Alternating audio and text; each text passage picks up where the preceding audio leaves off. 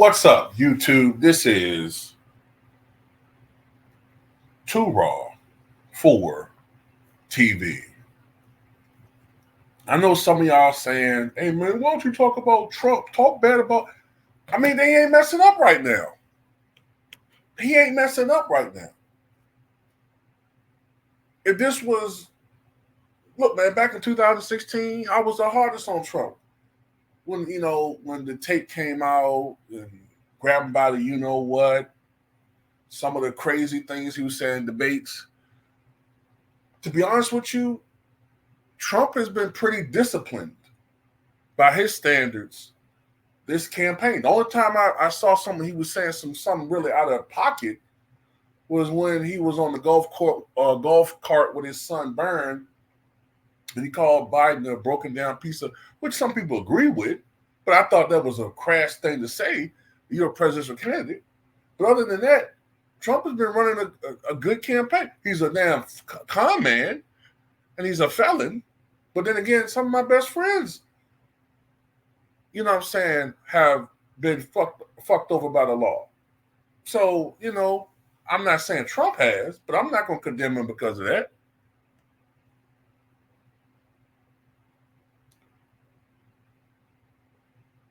George Clooney.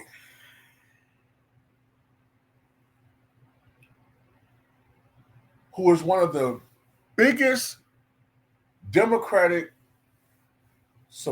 party supporters,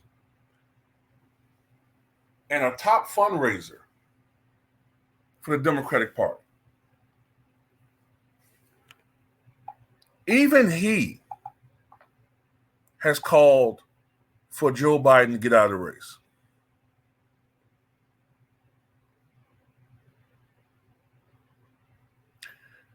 Just weeks after headlining a fundraiser that brought in a record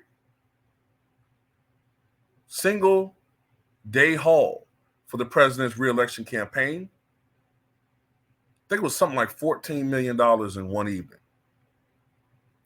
But just weeks later, after that disastrous debate performance, Clooney said in a New York Times opinion piece that he loves the president, but he believes that the president and the party would lose disastrously with him at the top of the ticket. He said, quote, "This isn't only my opinion.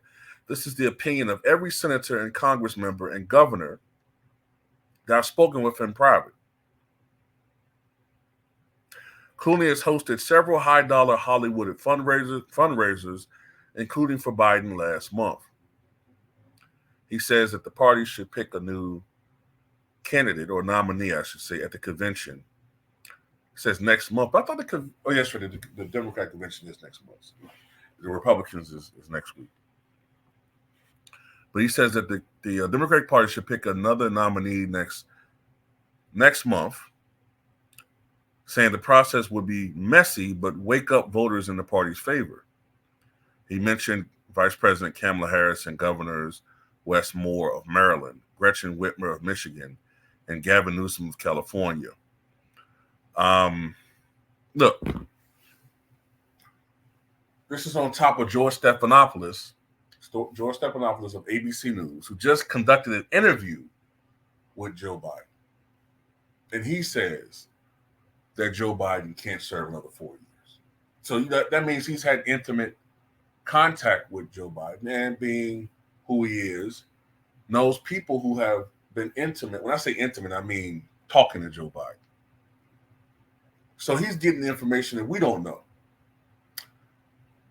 George Clooney rubbed elbows with people that have been in contact with Joe Biden. So they know things that we don't know. So these people, George Stephanopoulos worked on Bill Clinton's presidential campaign in 92, if memory serves me correctly. Him, George Carville, and I forget the other guy's name, but they worked on his campaign. George Stephanopoulos is a partisan Democrat. Okay?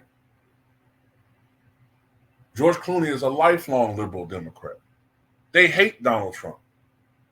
And they're telling everybody, this guy needs to step out of the race.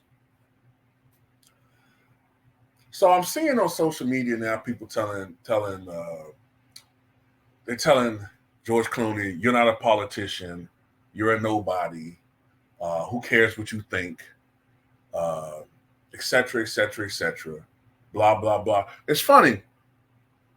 These people are now telling George Clooney to shut up and get in line, or your opinion doesn't matter.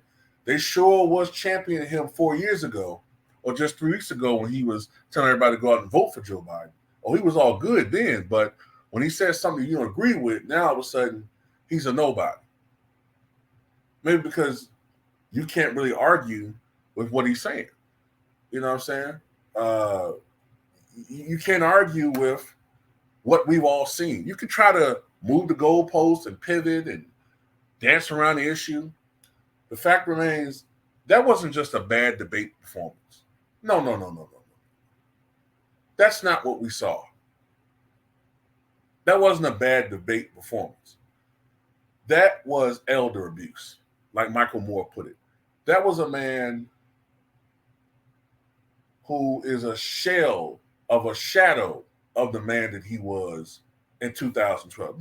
Look, he was a shell of himself 4 years ago at that debate compared to the man that mopped the floor with Paul Ryan in 2012.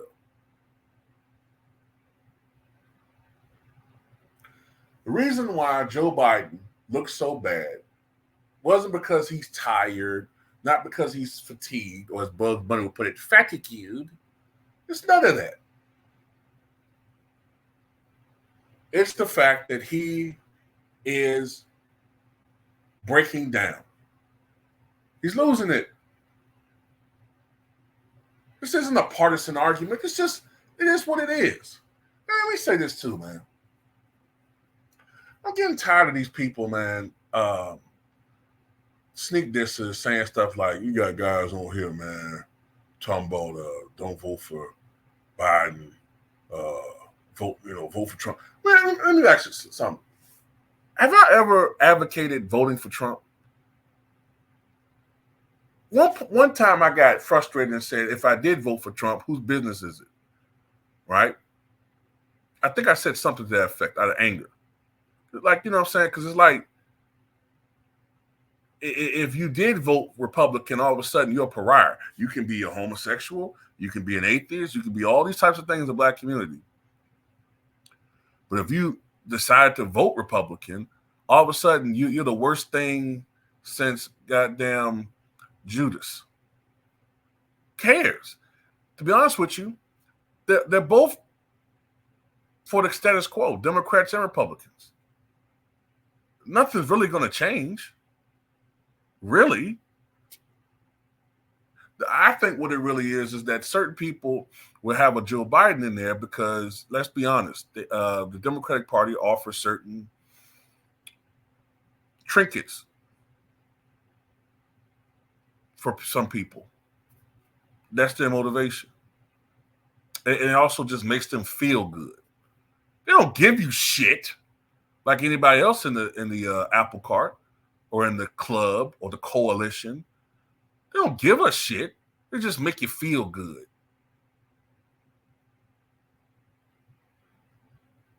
Because a woman who doesn't even identify as Black, but you want her to be Black, is in there, and that makes you feel good. Or Barack is in there, and that makes you feel good. Whatever. At the end of the day, it don't really matter if Trump is in there or Biden. Not really. However,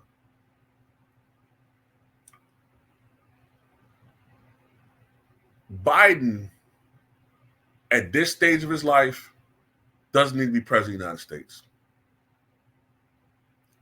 Because I'm almost certain that if he gets elected president, reelected president, he's not going to serve all his 4 years at the rate that he's deteriorating. And Kamala's going to become president. And that's some people's motivation. Let's be honest. They know who they are. They don't give a shit about all this other stuff. They just want representation. They want representation that they can relate to.